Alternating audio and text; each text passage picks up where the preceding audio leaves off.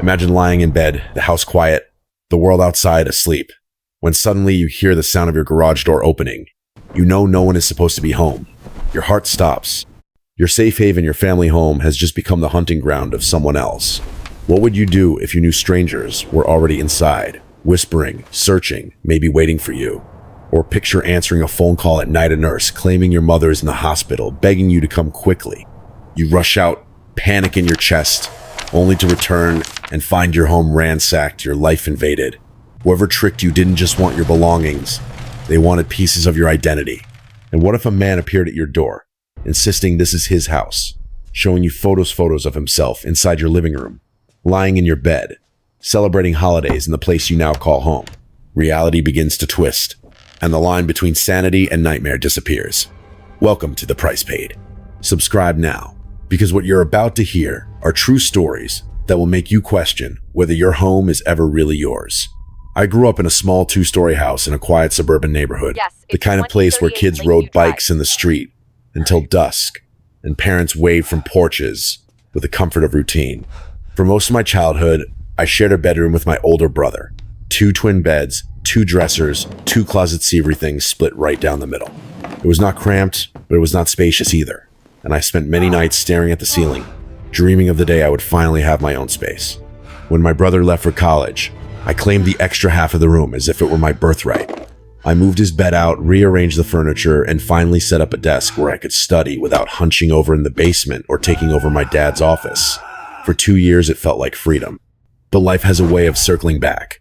My brother graduated, found work nearby, and moved home again.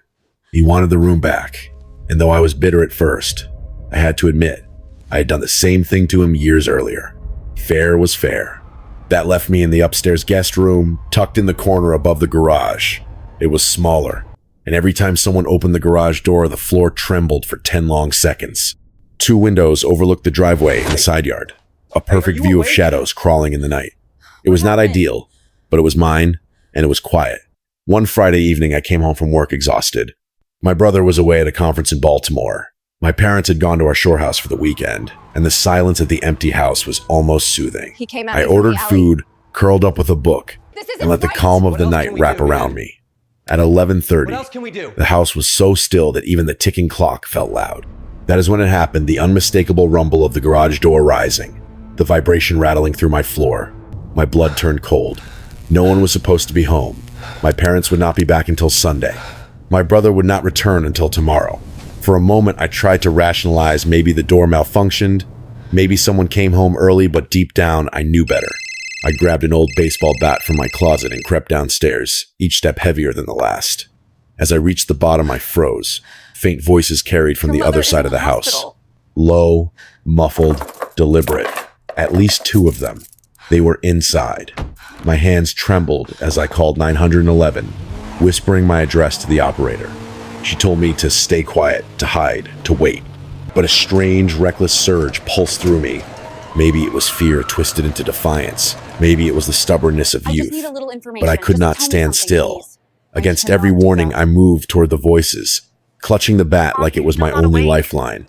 The closer I got, the clearer the sounds became, drawers sliding open, objects shifting, the metallic clink of jewelry boxes being rifled through. They were tearing apart my parents' bedroom. I could picture their greedy hands rummaging through my mother's closet, their dirty fingers on the objects that meant home to me. That thought snapped something inside me. I screamed, a roar of desperation, and stormed into the room. 2 men spun toward me, eyes wide in shock. They had not expected resistance. I swung the bat, striking one across the leg. He collapsed with a howl. The second, larger and stronger, lunged forward, tackling me to the ground. My chest slammed into the floor, the air knocked out of me. His hands closed around my throat, squeezing, crushing. My bat slipped from my grip. I clawed at his wrists, my vision blurring as the other man crawled toward us, a glint of steel flashing in his hand. A knife. This was it. I knew with terrifying clarity that I was going to die. Every memory, every hope, every face I loved rushed through my head like flickering film. My mother's smile, my father's laugh, the simple warmth of family dinners. I was never going to have that again. And then, through the haze of choking and panic, I heard its sirens, faint but growing louder. Salvation in the distance. The larger man ripped the bat from the floor and swung it down toward my head. Everything went black. When I woke, I was on my parents' bedroom floor. A police officer crouched beside me, asking if I could hear him. My head pounded, my throat burned, but I was alive. The back door stood open, swaying in the night breeze. The intruders had fled, melting into the darkness before the officers could arrive. I gave my statement, still shaking, still trying to comprehend how close I had come to dying. My parents were furious when they heard, scolding me for confronting the men instead of hiding. And they were right, I had been stupid, reckless. But what haunted me most was not the attack itself. It was the realization that these men knew too much. The garage door had been opened using a wireless button hidden in my car, a detail only someone familiar with us could know. They had chosen that night specifically, knowing my parents were away and my brother out of town. This was not random. It was personal. Someone close to our family had orchestrated it. Someone who had been watching, waiting. For weeks afterward, every creak of the house felt sinister. My parents installed cameras, alarms, lights, everything. But none of it erased the memory of those hands crushing my throat, the knife glinting in the dark, the certainty of death. Nothing erases the thought that the people who invaded our home may still be out there, smiling to our faces, waiting for another chance. Life before and after that night became two separate worlds. In one, I believed in safety, in home as sanctuary. In the other, I knew the truth. Walls are just wood and plaster, doors just locks that anyone determined enough can open. What lingers is the sound of that garage door, rumbling through the floor like a warning that safety is only ever an illusion. 6 months ago, my life shifted into a reality I had never imagined. I had just moved back to my hometown to help care for my aging mother. She lived only 20 minutes away, stubborn in her independence, but increasingly fragile after a string of minor falls. I loved her dearly, but I carried constant worry like a stone in my chest. I had begged her to wear a medical alert pendant to at least keep a phone nearby at all times, but she brushed me off with the confidence only the elderly seem to have. "I'm fine. You're worrying too much." The duplex I rented was small, but perfect for me close enough to reach her quickly if she needed me, yet far enough that I still had my own space. I tried to settle into the routine of work, visits, and quiet evenings at home. Life was predictable, until one evening, everything unraveled. It was around 9 o'clock at night. I had just sunk into the couch, scrolling absently through television channels, when my phone rang. The number was local but unfamiliar. Since I was new to the area, I assumed it might be important and answered. A woman's voice firm, profession introduced herself as a nurse from the emergency room of a nearby hospital. She told me my mother had been brought in after a fall. She explained in chilling detail that my mother had hit her head, that she was conscious but asking for me, that the hospital needed me there as soon as possible. My heart plummeted. This was the very call I had dreaded for months. The nurse knew my mother's full name. She knew her address. She even mentioned her hip replacement from a few months earlier. Every word seemed to confirm her legitimacy. I did not question her for a second. My hand shook as I grabbed my keys. In my panic, I left the house exactly as it was, lights on, door unlocked, blinds open. My only thought was my mother. The drive was a blur of headlights and prayers. I replayed possibilities in my mind. What if she had a brain bleed? What if she lost consciousness? What if this was the beginning of the end? I arrived at the ER breathless, rushed to the reception desk, and gave my mother's name. The receptionist frowned, typed, checked again, and looked up with confusion. There was no record of my mother being admitted that night. I insisted there had to be a mistake. I told her I had just spoken to a nurse who claimed my mother was there. The receptionist softened her voice but remained firm. No one by that name had been admitted. She suggested I try calling my mother directly. Shaking, I stepped outside and dialed her landline. To my astonishment, she answered groggily, asking why I was calling so late. She had been asleep. She was fine. No hospital, no fall, no injury. The realization hit me like ice water. Someone had tricked me into leaving my house. Someone had impersonated a nurse, using personal details to make the lie airtight. And in my panic, I had fallen for it completely. I drove back home in a fury, gripping the steering wheel so hard my knuckles went white. The house looked untouched from the outside. The door was still closed. For a fleeting second, I thought maybe I was paranoid, maybe nothing had happened. But the moment I stepped inside, I knew. The living room was stripped bare. My television gone, my laptop missing, my jewelry box emptied. I sprinted from room to room, each one a scene of violation. Drawers overturned, clothes flung out, shelves cleared. But what disturbed me most was not what was missing. It was what they had chosen to take. My family photos had been pulled from their frames, leaving the frames intact but the memories gone. My prescription bottles were missing from the medicine cabinet. They had taken things with little financial value but immense personal weight. The theft was not about money, it was about me. About my life, my family, my identity. I called the police, but even as I recited the details, I knew the intruders were long gone. I told the officer everything, the phone call, the voice, the exact words. He listened carefully, then confirmed my suspicion. Whoever had done this knew too much. Too many details for it to be random. This was planned, targeted, personal. The officers could only advise me to be cautious and call again if I discovered more. They could not explain how the caller had obtained my mother's medical history, or why they had gone after photographs. Their lack of answers was almost worse than the crime itself. In the days that followed, I kept replaying the events. How had they known I would answer? How had they known my exact weakness, my fear for my mother? And how had they gotten information only a close friend or family member could know? The truth gnawed at me. I began to suspect my mother, in her chatty way, had shared too much with the wrong person. She had many friends, neighbors, acquaintances, and at her age, she rarely filtered what she said. I confronted her gently, and though she could not remember specifics, I saw the guilt in her eyes. This is my house. She finally agreed to be more careful, to guard her information, but the damage was already done. Nights in my duplex became unbearable. Every creak of the walls, every shadow on the curtains made me wonder if they were watching me still, because it felt unfinished. This was not a smash and grab robbery. What? It was precise, intimate, designed to unsettle me in ways money could never explain. The photos haunted me. Why would anyone steal pictures of my family? Was it a threat? A way to say, we know who you are. We know what matters to you. Or was it something darker? A plan that had only just begun. I installed a Ring camera, motion lights, and reinforced locks. It gave me the illusion of control, but not peace. Because here is the truth. When someone knows you well enough to weaponize your deepest fear, there is no lock strong enough to keep them out. That night did not just strip me of my belongings. It stripped me of my trust, my safety, my certainty that home was safe. And the worst part is that whoever did it still knows where I live, who I love, and how to reach me. I had been living alone in a small rental house for just over a year. It was nothing fancy, 2 bedrooms, 1 bathroom, a little porch with a crooked railing, but it was mine.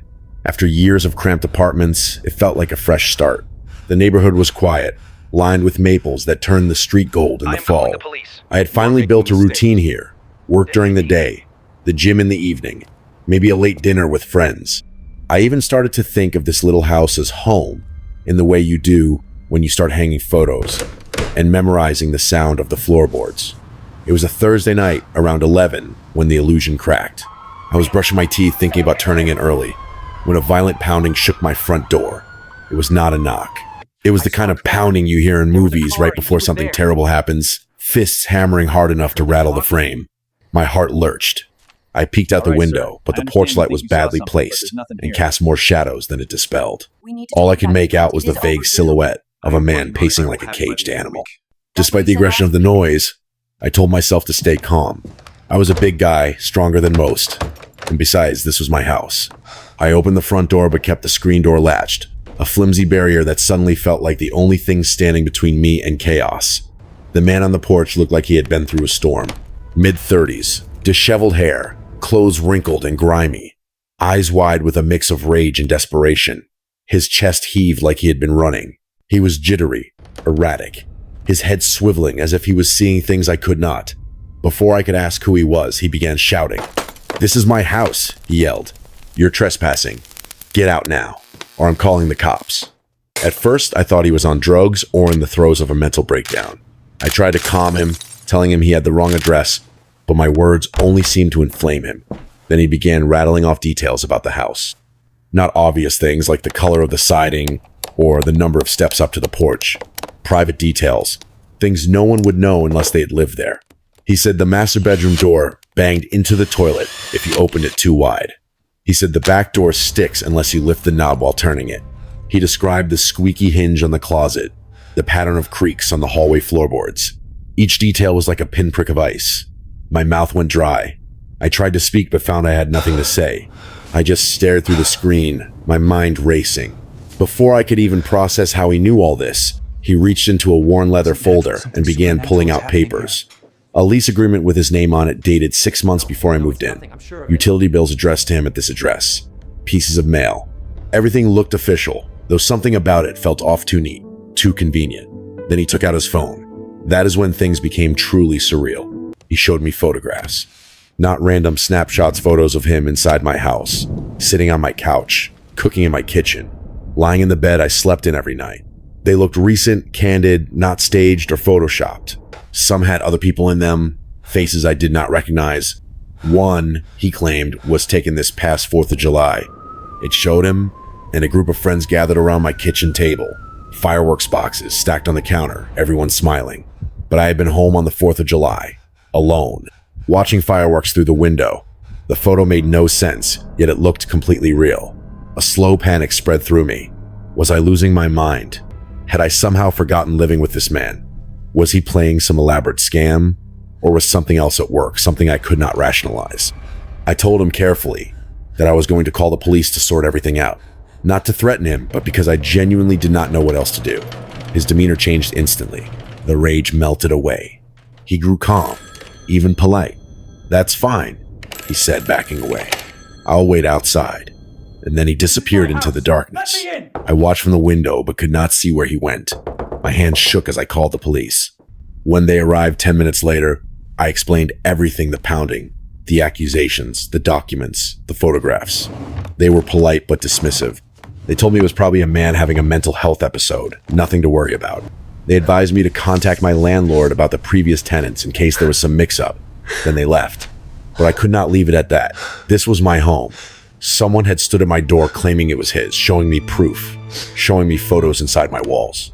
The longer I thought about it, the less it felt like a coincidence, and the more it felt like a warning. With my landlord's help, I tracked down the previous tenants. They were a couple who had lived there alone for 3 years before moving out. They had never heard of the man I described. They were as baffled as I was about how he knew the house so intimately. Even my landlord, who had owned the property his entire life, swore he had never rented to anyone like that. For 2 weeks, I lived on edge, checking locks twice, staring at every shadow outside the window. Nothing happened. I began to hope it was over. Then I came home one night to find my house turned upside down. It was not a typical burglary. Nothing obvious was missing: my TV, my laptop, my wallet were all still there. But every drawer had been emptied, every cabinet ransacked. Someone had been looking for something specific. The police found no signs of forced entry. Whoever had done it had a key. The connection was obvious. The man at my door, the photographs, the way he had said, "This is my house." My landlord immediately changed all the locks and installed new security measures. But none of it erased the questions. How did he get a copy of my key? How did he forge those documents? And most of all, how did he have those photographs? I tell myself it was all some elaborate scam, but even that does not explain everything. The details he knew, the images he showed Mefe, were too intimate, too real. One friend suggested something paranormal, a ghost or alternate reality bleeding into mine. I do not believe in that. But I will admit this: since that night, I have felt a presence in my own home, a cold awareness that does not fade. Now every creak sounds like footsteps. Every draft feels like someone breathing over my shoulder. And every time I close my eyes, I see his face through the screen door, shouting that this is his house, as if I am the intruder, as if my life here is only borrowed time. When you step back from each of these incidents, they might seem like separate nightmares. A young man nearly killed defending his parents' home. A woman tricked into abandoning her house by a perfectly tailored lie. A renter confronted by a stranger who claims to be the rightful occupant. 3 different lives, 3 different nights. Yet when you place the stories side by side, a pattern emerges, a dark thread weaving through each one, pulling tighter the more you look at it. Each of these intrusions was not random. They were deliberate, personal, and calculated. The first man's attackers knew exactly when his family would be gone, how to open the garage, and where to look for valuables. The second story's perpetrators knew enough about the woman and her mother to impersonate a nurse convincingly and strike at her deepest fear. The third story stranger had knowledge and evidence no outsider should possess, as if he had lived a parallel life inside the same walls. The horror of these events lies not only in the acts themselves, but in the intimacy of the knowledge behind them. Home is supposed to be a sanctuary, the one place where you can lock the door and exhale. But what happens when the people trying to harm you already know your locks, your habits, your family, your weak points? When they know exactly how to get inside, whether by a wireless garage button, a fabricated emergency, or a forged lease? The young man in the first story had a weapon and courage, but courage did not save him from being tackled, choked, and nearly stabbed. It was the arrival of police sirens, not his actions, that prevented a murder. His parents' later anger was not just fear. It was recognition of how close they had come to losing a son because he could not stand still. The woman in the second story did not even get the chance to fight. Her attackers were invisible, a voice on the phone pulling her strings like a puppet. In their absence, they violated her home, took not only her electronics but her photographs and prescription bottles. They stole pieces of her identity, the fragments of a life that cannot be replaced. She now lives with the gnawing suspicion that someone close to her mother whispered the wrong details to the wrong ear, setting the trap without even realizing it. And the man in the third story stands at the edge of something even harder to name. His intruder did not break in screaming or sneak in the night. He came to the front door with paperwork and pictures, a living contradiction of reality. Weeks later, the house was ransacked without forced entry. The stranger seemed to have a key, but even the landlord could not explain who he was. If this is not a scam, what is it? These are not just crimes of opportunity, they are crimes of intimacy. The attackers knew their victims in ways strangers should not. They exploited trust, predictability, and blind spots. They turned home the most personal space into a stage for fear. Imagine how each of these victims must feel now when they turn off the lights at night. The young man must relive the sound of the garage door, the vibration of the floor, the flash of a knife. The woman must second-guess every phone call, every unfamiliar number, wondering if it's another trap. The man must live with the possibility that someone out there still holds a copy of his key, still has photographs of his private life, still believes his house is theirs. For all three, the boundary between safety and danger has been permanently blurred. You can install cameras, motion lights, alarms. You can change the locks, bar the windows. But once someone has breached the sanctity of your home, once they have proven they can reach you even in your most private spaces, a part of you never locks again. That is the true terror of these stories. Not just the violence, the theft, or the deception.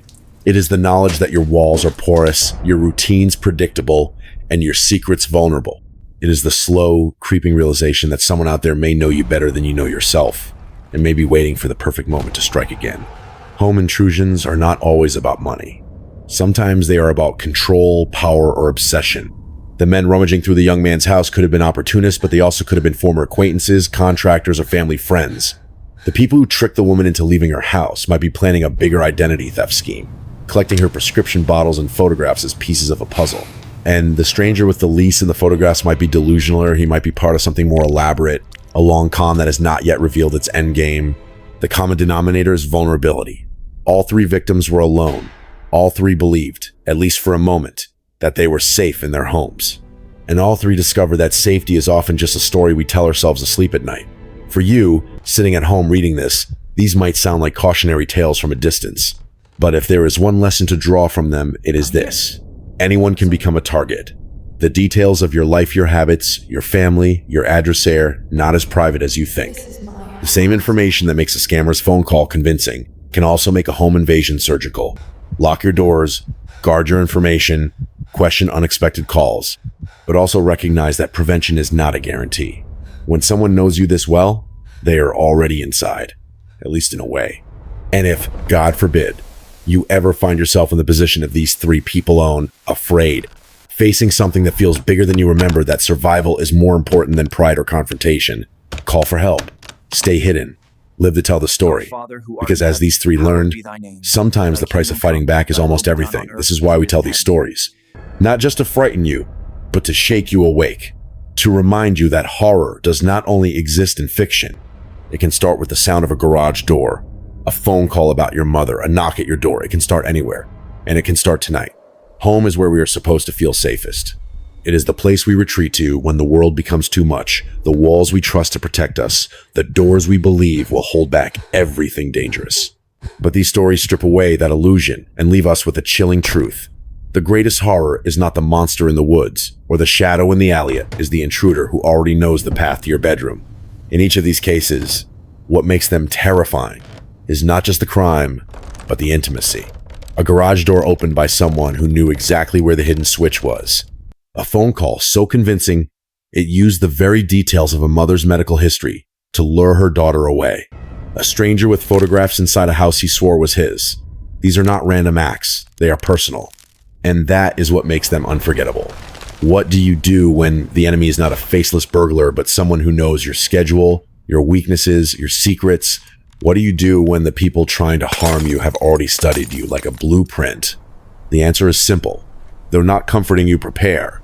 But you also accept that the world is not as safe as it feels when you lock your door at night. The young man who charged intruders with a baseball bat learned the hard way that bravery does not always equal survival. The woman who raced to the hospital discovered that her compassion could be twisted into a weapon against her. The renter who opened his door to a stranger learned that even reality itself can be manipulated until you question your sanity. These stories are warnings. They tell us that being cautious is not paranoia, it's survival. If your gut tells you something is wrong, listen. If a call feels too convenient, verify it. If a stranger insists they know your home better than you do, never assume it is harmless. And above all, do not confront danger when escape is an option. Objects can be replaced. Lives cannot. We tell these stories not only to disturb you, but to remind you of the price people pay when they forget that evil often wears the face of familiarity. It does not always break down your door. Sometimes it waits for you to open it. Sometimes it whispers in a voice you trust. Sometimes it already has the keys. So tonight, when you turn off the lights and settle into bed, remember this. Safety is not guaranteed, but awareness is power. Stay alert. Stay prepared. And never forget that home is not unbreakable. It is only as safe as the secrets you keep. Thank you for listening and welcome to The Price Paid. Subscribe now for more true horror stories that will make you question the walls around you. Because sometimes the real nightmare begins at home.